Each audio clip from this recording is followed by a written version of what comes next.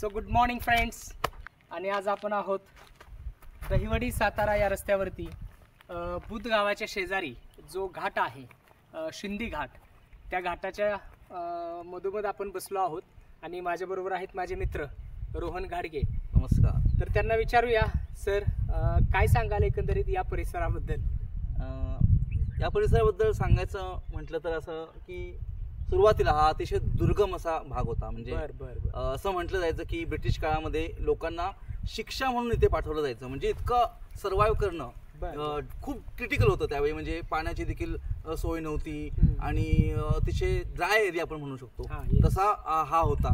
पण आता तुम्ही बघू शकता की निसर्गाने काय किमया केलेली आहे, आपल्याला त्याची सुंदरता इथे बघायला भेटते. म्हणजे हे तुम्ही जर ग्रीनरी इस म्हणजे टोटली अपोजिट जे ऐकलं होतं त्याच्यापेक्षा खूप बदल या परिसरात आता आपल्याला पाहायला भेटतोय. एक्झॅक्टली. आणि ते बघा ना, म्हणजे लोकही इथे वस्ती करून राहिला आहेत, शेतामध्ये आलेली आहेत. भीती नसलेलं असं वातावरण. हो. थोड्या प्राण्यांची पण इथे तुम्हाला संगत बघायला भेटते. म्हणजे बोलता बोलले की इथे रानडुकरांचा वावर आहे. थोड्या रानडुकरांचा तुम्हाला तिथे पुढे कुळकजाई घाटामध्ये तुम्हाला बघायला भेटतात. बर.